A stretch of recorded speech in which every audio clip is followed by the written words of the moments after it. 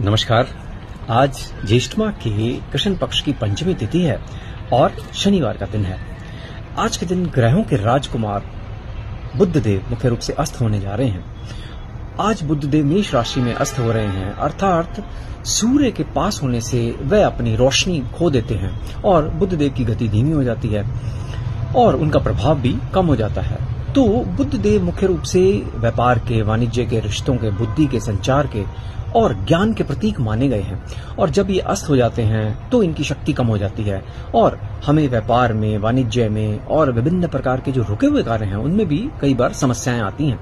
तो ऐसे में बड़े ध्यानपूर्वक हमें कार्य करना चाहिए और कोई भी किसी तरह का व्यापार से संबंधित है तो उन्हें देखते बूझते हुए ये कार्य करना चाहिए।